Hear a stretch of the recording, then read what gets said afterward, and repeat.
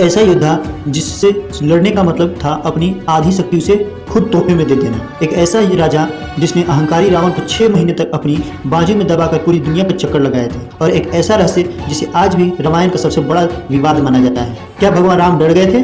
क्या मर्यादा पुरुषोत्तम ने बाली को छिपकर मारकर अधर्म किया, या फिर बाली के पास कोई ऐसे राज था जो खुद राम की जीत में रोड़ा बन सकता था? आज की कहानी सिर्फ एक युद्ध की नहीं है, उस वरदान की है जिसने एक देवता के पुत्र को राक्षस बना दिया।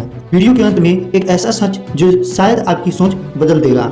किष्किंधा के जंगलों में 2 भाइयों का जन्म हुआ, बाली और सुग्रीव का।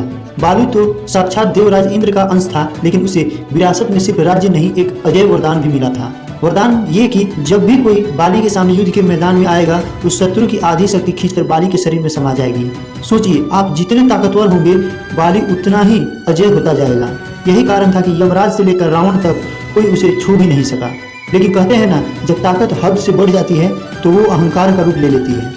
एक बार रावण बाली को हराने पहुंचा। बाली उस समय संध्या वंदन कर रहा था। रावण ने पीछे से हमला करना चाहा, लेकिन बाली की फुर्ती देखिए, उसने रावण को एक खिलौने की तरह अपनी बगल में दबा लिया। रावण तड़पता रहा, चीखता रहा, लेकिन बाली उसे दबाए दबाए चारों समुद्रों की परिक्रमा करता रहा। अंत में रावण को हार माननी पड़ी और बाली से मित्रता की भीख मांगनी पड़ी। लेकिन यही शुरू हुआ बाली का पतन। जिसे रावण नहीं हरा पाया, उसे उसके अपने ही क्रोध ने हरा दिया। मायावी नाम का एक राक्षस बाली उसका पीछा करते हुए एक अंधेरी गुफा में उतरा। बाहर खड़ा था छोटा भाई सुग्रीव। 1 महीना बीत गया, फिर अचानक गुफा से खून की धार निकली। सुग्रीव को लगा बाली मारा गया।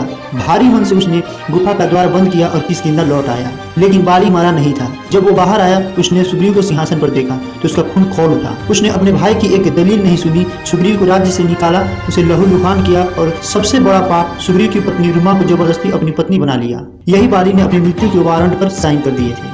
जब बाली और सुग्रीव आपस में भिड़ रहे थे, तब एक पेड़ की ओट से मर्यादा पुरुषोत्तम राम ने धनुष ताना। एक ऐसी आवाज गूंजी जिसने इतिहास बदल दिया। बाण बाली के सीने के पार था।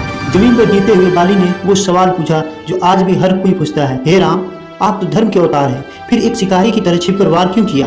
अगर सामने आते तो मैं रावण को घसीट कर आपके चरणों में डाल देता। राम का जवाब पत्थर की लकीर था। उन्होंने कहा, बाली, तुम ताकतवर थे, लेकिन तुमने अनु छोटे भाई की पत्नी पर कुदृष्टि डाली। जो स्त्री की मर्यादा नहीं जानता वो वध के ही योग्य होता है। और यही बात छिप कर मारने की तो तुम पशु योनि वानर में थे, और एक शिकारी पशु का शिकार छिपकर ही करता है। मरते हुए बाली की आंखों से अहंकार का पर्दा हट गया। उसने समझ लिया कि सामने खड़ा धनुर्धारी कोई साधारण में से नहीं, साक्षात ईश्वर है। उसने अपने वीर पुत्र अंगद का हाथ राम के हाथों में दे दिया। बाली की मृत्यु एक अंत नहीं, एक शुद्धि थी। लेकिन क्या आप जानते हैं, यही बाली अगले जन्म में जरा नाम का बहरिया बना, जिसने कृष्ण के पैर में तीर मारा था। कर्म का चक्र कभी नहीं रुकता है। तो अब सवाल आपके लिए है, क्या राम बाली को छिपकर मारना सही था, या बाली को एक मौका और मिलना चाहिए था? और सोचिए, अगर बाली राम की सेना में होता तो क्या हनुमान जी को लंका जाना पड़ता? आप अपनी राय कमेंट बॉक्स में जरूर दें। अगर ये वीडियो आपको पसंद आई हो तो जय श्री राम लिखना ना भूलें, और ऐसी ही अनसुनी कहानियों के लिए सब्सक्राइब बटन अभी दबाएं।